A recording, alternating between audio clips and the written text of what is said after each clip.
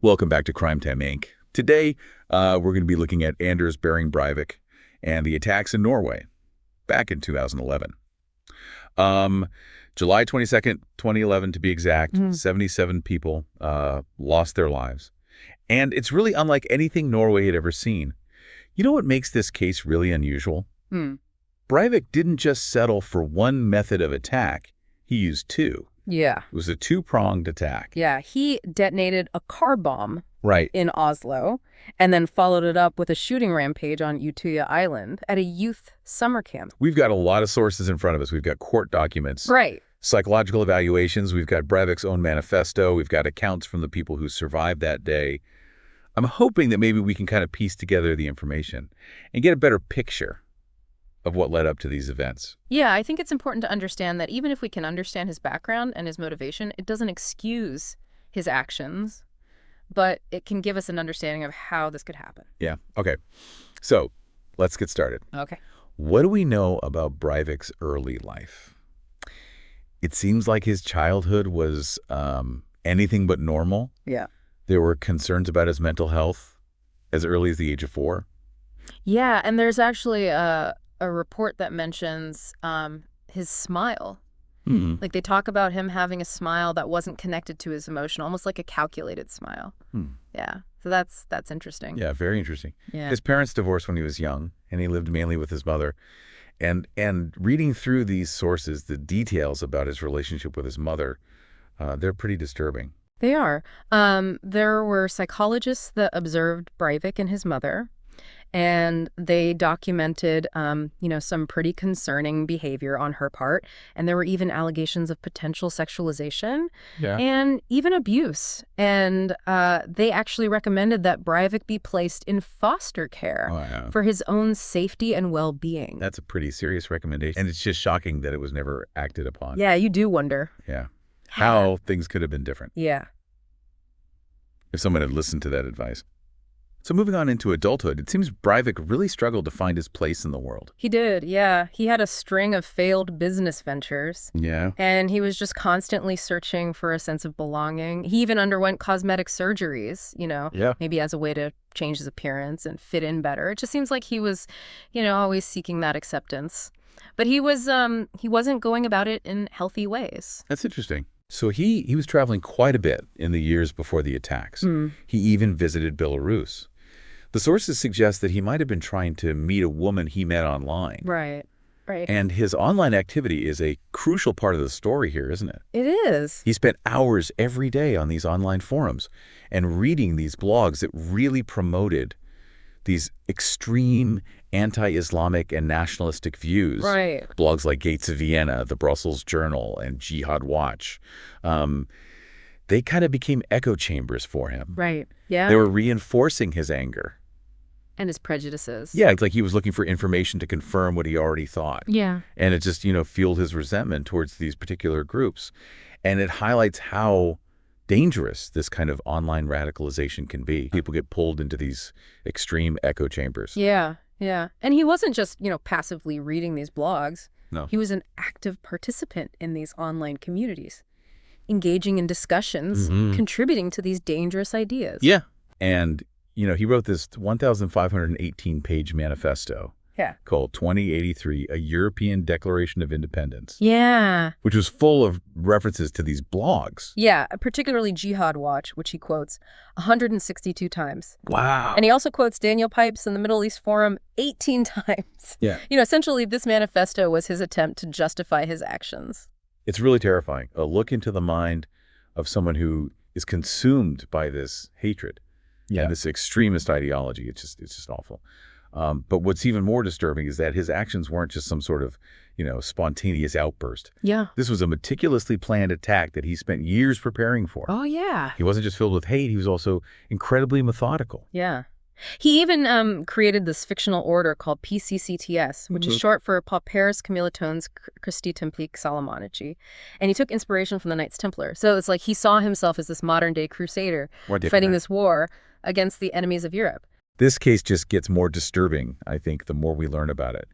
How did he even begin to put this terrible plan into action? Well, he started with something that seems completely harmless. He set up a fake farming company. A farming company. That's a strange. That's strange. It's very unusual. But And it's called? it was called Breivik Geofarm. Okay.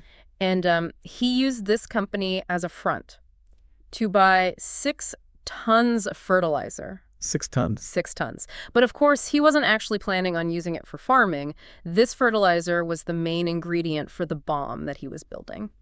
It's remarkable how he was able to use this seemingly legitimate business I know. to hide his real intentions. He was really good at manipulating the system. Oh, yeah. Yeah, he was. What about the weapons he used for the shootings? Yeah. You can't just, walk into a shop and buy those. No, but again, he exploited these legal channels to get his hands on firearms. He used his hunting license and the fact that he had no criminal record to buy a Ruger Mini 14 semi-automatic rifle and a Glock 34 pistol. So he didn't have any history of violence. Yeah. So on paper, he just looked like A law-abiding citizen. That's right, yeah. Wow. He really took advantage of that, didn't he, to make this happen? It's kind of scary how someone can be so calculating. It is, yeah. And it gets even more, I guess, because to make sure that he was proficient with his new pistol, he actually completed 15 training sessions at the Oslo Pistol Club. Wow. And even got his pistol permit through that. That's unbelievable. It's like he was training to kill under the guise of a harmless hobby. This just keeps getting worse. It does. So he's got the fertilizer for the bomb, he's got these weapons for the shooting, and he's even, practiced using them. What next? So now we have to look at his manifesto, 2083, a European Declaration of Independence. This document is more than just, hate-filled ramblings. It's a detailed blueprint for terror. Yeah, we touched on that earlier. Yeah. But tell me a little bit more about what's actually in this manifesto. What was he trying to say? Well, he basically lays out his worldview Okay. and tries to justify his actions. He rants against cultural Marxism and Islamic suppression, which he claims are destroying European society. And it's like, he believed he was some sort of savior figure, purging the world of what he considered to be a threat. So he's not a terrorist, he's a hero. Right. It's a classic example of extremist thinking, where you dehumanize entire groups of people and you see violence as a justifiable means to an end. But the thing is, this manifesto isn't just about ideology. He lays out his plans for the attacks, right down to the specific type of van he was planning to use for the bombing. Wow. So yeah, it's quite detailed. It's both pathetic and terrifying that he thought he was being original when he plagiarized, a good chunk of his manifesto from other sources. Yeah. Even in his self-proclaimed, uniqueness, he was just a copycat. But the fact that he spent the time to create this manifesto, to articulate his worldview, it just shows how committed he was to this act of terror, His ideology was definitely, a powerful motivator for violence. And this is it's a reminder that we need to be vigilant in recognizing these dangerous ideologies before they lead to these horrific acts. Absolutely. Okay. So I think now that we have a better understanding of who Breivik was and what motivated him, I think it's time to turn our attention to July 2011. Right. And look at how these events unfolded. Yeah. So the day began with an explosion in Oslo. It was 3:25 p.m. local time. Correct. The van bomb that Breivik had planted detonated in the government quarter, right next to the office of the then Prime Minister, Jens Stoltenberg. So it was a direct attack on the heart of Norwegian power. I can't even imagine the chaos and confusion that must have followed that explosion. No, it must have been unbelievable. What was the damage like? The blast instantly killed 8 people, and over 200 others were injured. Transportation was disrupted, communication lines were down, and the whole city was just gripped by this fear, this uncertainty. It must have just felt like the world was ending. It must have. For the people that were caught in the middle of it. But for Breivik, this was just the beginning. Yeah. Once Oslo was recovering from this bombing, he was already on his way to his next target. Yeah. Utuya Island, the island where the youth summer camp was taking place. It's heartbreaking, isn't it? That this place where these young people should have been safe, where they were discussing politics, dreaming of a better future, that it would become the scene of such a horrific event. Yeah, absolutely. And, Breivik arrived on this island disguised as a police officer, complete with a fake ID card. He was like a wolf in sheep's clothing. And he used the chaos that he'd created in Oslo to blend in, to gain people's trust. So he arrived on the island shortly after the Oslo bombing. That must have added to the fear and unease there, wouldn't it? Absolutely. Yeah. And he exploited that by presenting himself as an authority figure who was there to protect them. And he even used the bombing as an excuse to gather the youths together, claiming it was for a security check. It's just sickening how he preyed on their vulnerability, Yeah. their trust in authority to carry out his plan. Yeah. What happened when he had them all gathered together? So once he had their attention, he started to gather these young people around him, Okay. using this deception and manipulation to get them close. And then just the unthinkable happened. He revealed his true intentions and started firing on these teenagers. Oh, my God. It's, a moment that's forever seared into the memories of those that survived that day. I don't think I can even begin to comprehend the terror that those kids must have felt. They're listening to this, this police officer, and then suddenly they're caught in this hail of gunfire. Exactly. Yeah, it's unimaginable. What happened to the people that tried to escape? Did anyone try and run away? Many did. Yeah, but he didn't just shoot randomly. Right. He actually targeted them as they were trying to run away, even chasing them down. Oh, my God. Shooting them as they swam for their lives in the water. I can't even imagine. Some of the survivor accounts are just really hard to read.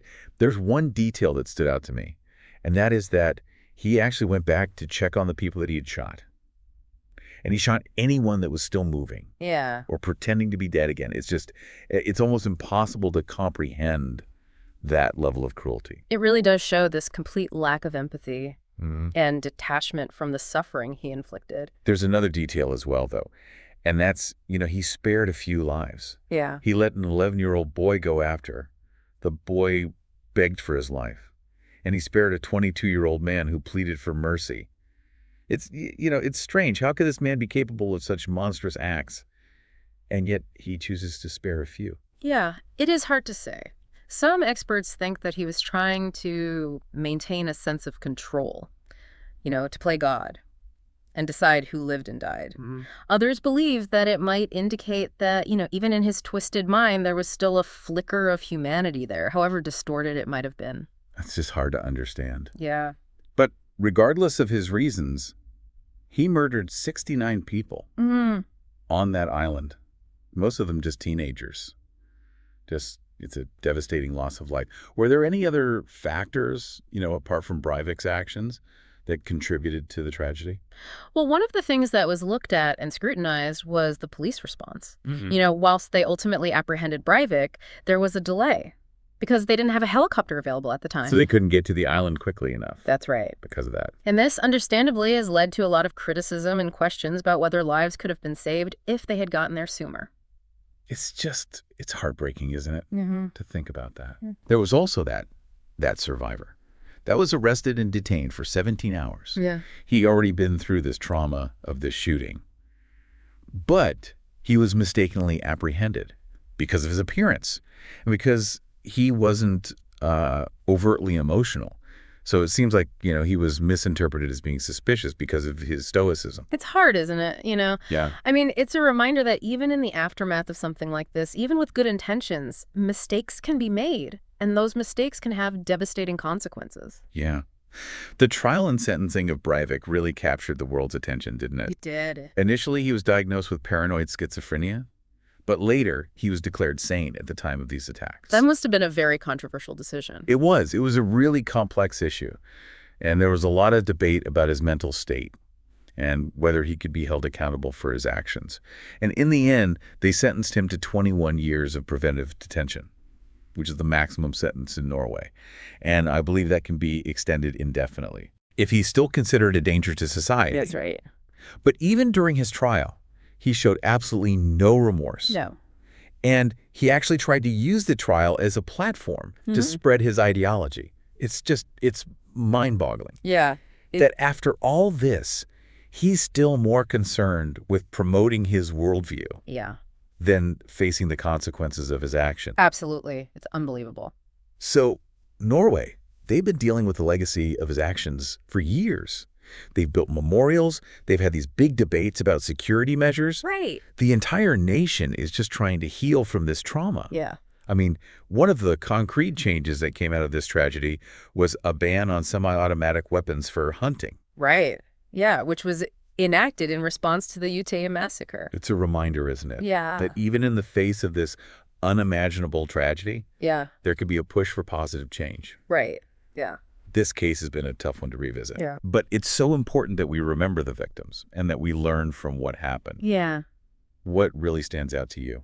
Well, I think for me, what's really striking is the level of planning involved. He didn't just snap one day. Yeah. He nurtured this hatred. He meticulously planned these attacks and he carried them out with this, efficiency. It just shows that evil can be calculated and methodical. Yeah. And it really reinforces the need to be vigilant, Yeah. and recognize this extremism before it gets to this point.